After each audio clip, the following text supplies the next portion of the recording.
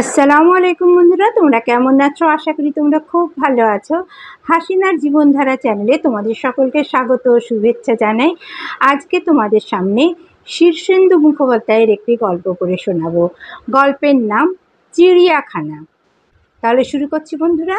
গল্পের নাম চিড়িয়াখানা। ই বাবা রে, এই শালো মানুষ খায়, গেঁয়ো যুবকটি বলল। কতরখানা দেখেছিস? তার পৌঢ় কাকার চোখ পটপটাং হয়ে খুলে আছে। নতনাড়া বউটা কথা বলছে না, বাক্যহারা হয়ে গেছে। কুচো কাঁচাদের মধ্যে একটা ছেলে ঘুষি পাকিয়ে লাফাচ্ছে। আই বাঘ, লড়বি, এক ঘুষিতে মুখ ভেঙে দেব। খাঁচার শিকের ওপাশে ভারী চকিত পায়ে অবিশ্রান্ত পায়চারি করছে বিশাল রাজকীয় বাঘ। বিরক্ত, রাগত, ক্ষুধার্ত এবং খানিকটা বুঝি উদাসীনও। রোজ কত মরণশীল মানুষ আসে তাকে দেখতে। বাঘ বাঘ মানুষের সমাজে সবচেয়ে বেশি নাম ডাকের জানোয়ার। বাঘের নাম করলেই যেন একটা গাঁক শব্দ শুনতে পায় মানুষ। গেঁয়ো মানুষের দঙ্গলটা বাঘের খাঁচার সামনে অনেকক্ষণ কাটায়। খুব ভোরে তারা গাঁ ছেড়ে বেরিয়েছে। 5 মাইল হেঁটে এসে গোসাবার লঞ্চ ধরেছে সকালে। ক্যানিং থেকে ট্রেনে বালিগঞ্জে, সেকেন্ড ক্লাস ট্রামে চেপে কালীঘাট।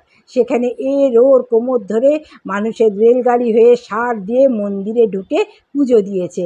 কপালে সিঁদুর, হাতে শালপাতার ঠোঙায় প্রসাদ নিয়ে বেরিয়ে এসে খুব জিলিপি আর কচুরি দিয়ে উপোস ভঙ্গ করেছে সবাই।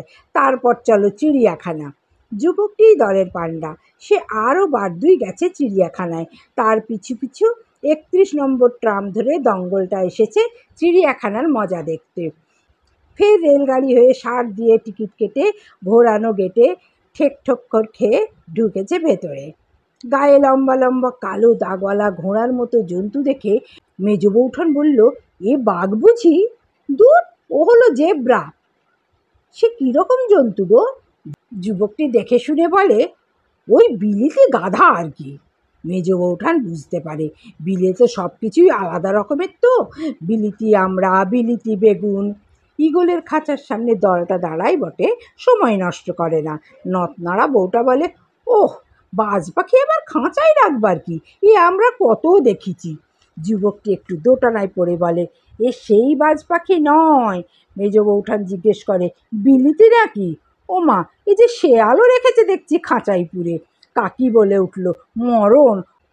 ও পতু, বেজি দেখছিস কি? হাঁ করে দাঁড়িয়ে পতু নামে বাচ্চা ছেলেটা ছুটে এসে বলল, ও ঠাম্মা, বেজির ইংরেজি কি ম্যাঙ্গোজ? দেখো লেখা আছে ম্যাঙ্গো তো আম। যুবকটি সংশোধন করে বলল, ম্যাঙ্গো নয়, মনগুজ। সজারু বা বনমোরগ দেখে দঙ্গলটা তেমন অবাক হলো না। কাকি বলেই ফেলল, এসব কি দেখাতে আনলি ও কালীপদ? নতনাড়া বউ বলে ওঠে, এসবই নাকি বিলেতের বলছে। যুবকটি মিয়ে যায়, চাপা গলায় বলে, গাঁইয়া বলে লোকে টের পাবে, চুপ করো, লোকে তাকাচ্ছে। পুতুর দিদি 10 বছরের ফুলঝুরি হঠাৎ হাতে তালি দিয়ে বলে উঠে, হরিণ হরিণ। চিড়িয়াখানার ফটকের মুখ থেকে প্রত্যেকে 1 ঠোঙা করে ভেজানো ছোলায় কিনে এনেছে জীবজন্তুকে খাওয়াবে বলে। ফুলঝুরি তার খানিকটা নিয়ে হরিণের চত্বরে ছুঁড়ে দিল।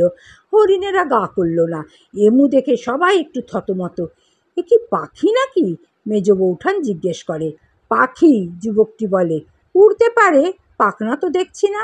যুবকটি বলে, পারে বোধ হয়। বাবা, অত বড় গতর নিয়ে ওরা কি চারটিখানি কথা? কি পাখি রে? নতনাড়া বউ চিমটি কাটে, বিলিতি।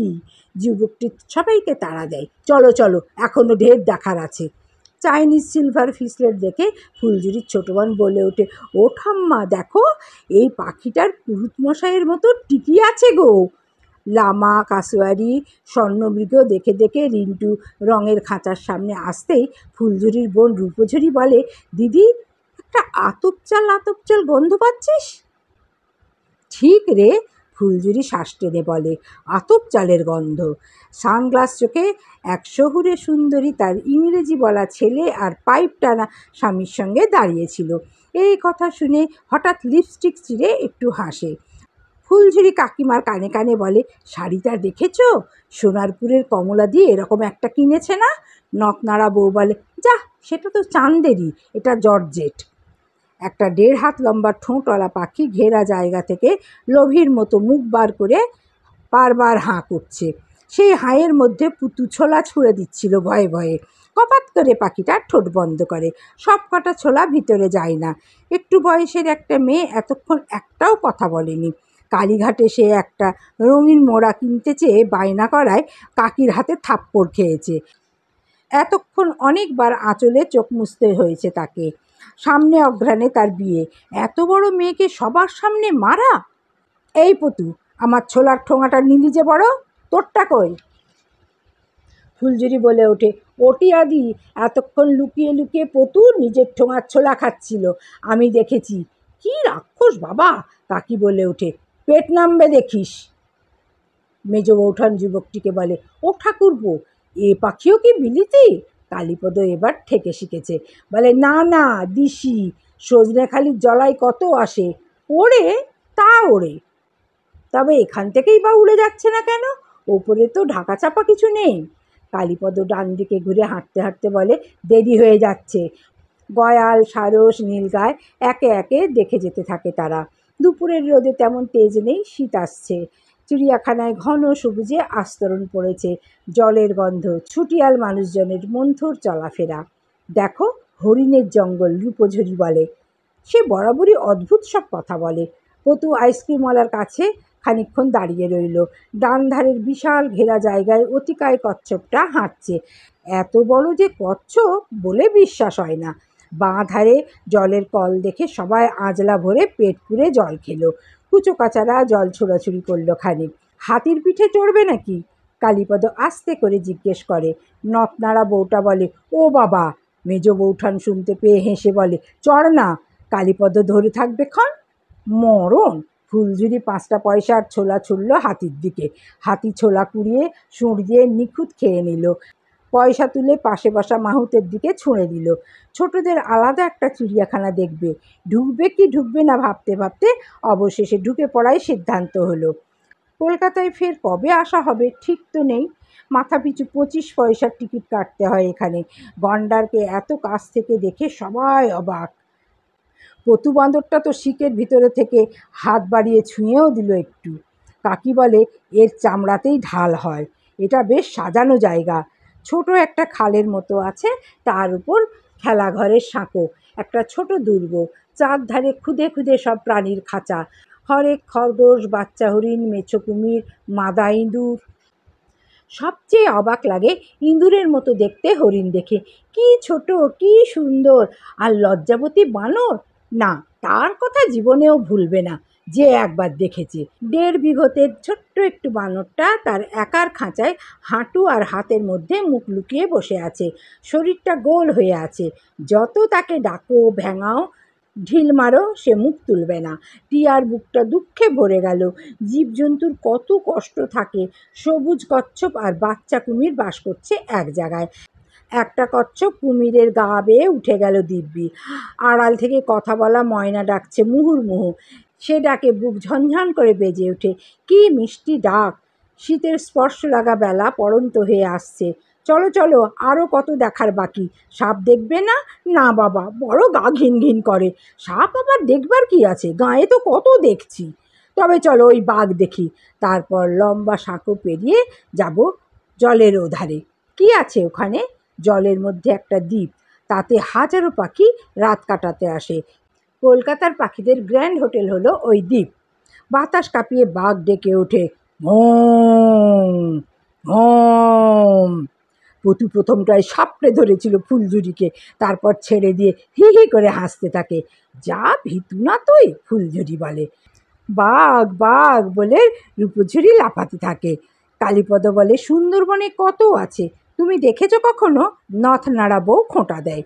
সুন্দরবনের বাঘ জীবনে একবারই দেখে মানুষ, যখন দেখে তখন আর ফেরে না। বউ মুখ ঘুরিয়ে নিয়ে বলে, তবে দেখে কাজ নেই, এবার মাঘ মাসে যাব দেখতে, যাওয়াচ্ছি। অস্থির পায়চারি করছে সিংহ, তার বিশ্রাম নেই, ক্লান্তি নেই, চোখে কিছু হতাশার রাগ। হলদে মূলোর মতো দাঁত বের করে মুখোমুখি বাঘ একবার ডাকলো। ত্রিভুবন কেঁপে ওঠে। এই না হলে বাঘ! সবুজ জলের উপর দিয়ে লম্বা সাঁকো পার হয়ে যায় সবাই। জলের ধারে একটা বাঁধানো বসবার জায়গা, বড্ড সুন্দর। জলের মাঝখানে উঁচু মতো ছোট একটা দ্বীপ, গাছগাছালিতে ভরা। তাতে হাজার হাজার পাখি এসে পড়ছে। স্থির জলে যমজ ছায়া ফেলে ময়ূরপঙ্খীর মতো ভেসে যায় সাদা আর কালো রাজহাঁস। সন্ধ্যের মুখে খাওয়ার সময় ভালুকটা গপা গপ ডাল ভাত খাচ্ছিল তার খাঁচায় বসে। বড় খিদে। সিংহ দেখবে না? কিংবা সিংহ? সাদা বাঘ? দেখবো দেখবো। ওমা, এর বাবা বুঝি বাঘ আর মা সিংহী? আর এর বুঝি বাপ সিংহ আর মা বাঘিনী? বাবারে, দুজনের তেজ কেমন এক হয়েছে দেখো। খাঁচায় আঙুল ঢুকিয়ে দেখবে নাকি? একটু চাটে না কামড়ায়? ও পতু, সরে আয়, দস্যি ছেলে। সানগ্লাস পরা সেই সুন্দরী আর তার স্বামী আর ছেলে গাছতলায় বেঞ্চে বসে ফ্লাক্স থেকে চা ঢেলে খাচ্ছে। ছেলের হাতে একটা কেক। পতু চেয়ে থেকে একটা ঢোক গিলে। ফুলঝুরি আর টিয়ার জানোয়ার দেখতে আর ভালো লাগছে না। তারা আশেপাশের মেয়ে বউদের শাড়ি আর সাজ দেখে, গা টেপাটিপি করে হাসে। নথনাড়া বউ বলে, আর পারি না, একটু বসলে হয়। কালীপদ বলে, আজ তো আর গাঁয়ে ফেরা হবে না, সোনারপুরে কমলাদের বাড়িই থাকতে হবে। কিন্তু সেও একটু আগে যাওয়া দরকার, এতগুলো লোকের জন্য আয়োজন। নথনাড়া বউ আস্তে আস্তে বলে, তোমাতে আমাতে একবার আলাদা করে আসবো, বুঝলে? কেমন জোড়ায় জোড়ায় কতজনা ঘুরে বেড়াচ্ছে দেখো তো। কাকা, বাদাম ভাজা কিনবে? পতু বলে। সবাই সব ভুলে যায় ম্যাকাও পাখির খাঁচার সামনে এসে। পয়সা সার্থক, চোখ সার্থক, কষ্ট সার্থক। এত সুন্দর রামধনুর মতো পাখিও ছিল দুনিয়ায়। ও কালীপদ, এ কি রং করা পাখি? না কাকি, এই রকমই হয়। ম্যাকাও ঝুল খাচ্ছে খাঁচার গায়ে, কর্কশ্বরে ডাকছে। খাঁচা কেটে বেরিয়ে যাওয়ার কত নিষ্ফল প্রয়াস তাদের।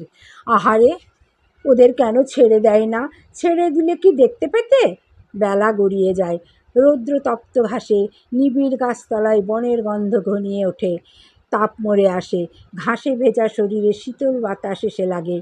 ফেরার সময় হলো। মানুষ ফিরে যায়। তারপর কয়েকটা দিন হয়তো কলকাতার বুকে আশ্চর্য বনভূমির কথা মনে পড়ে। কাজের মধ্যে হঠাৎ হঠাৎ বাঘের ডাক শোনে। রাতের ঘুমে ম্যাকাও পাখির সৌন্দর্য রঙের ফোয়ারা খুলে দেয় চোখে। বন্ধুরা, তোমাদের যদি গল্পটা ভালো লেগে থাকে তাহলে লাইক কমেন্ট করো। নতুন হলে সাবস্ক্রাইব করতে কিন্তু ভুলো না। পাশে থেকো। তোমাদেরকে অফুরন্ত স্নেহ, ভালোবাসা, শ্রদ্ধা জানিয়ে এখানেই শেষ করছি। আবার আসবো নতুন কোনো গল্প নিয়ে তোমাদের সামনে। তোমরা সবাই খুব ভালো থেকো, সুস্থ থেকো। আল্লাহ হাফিজ।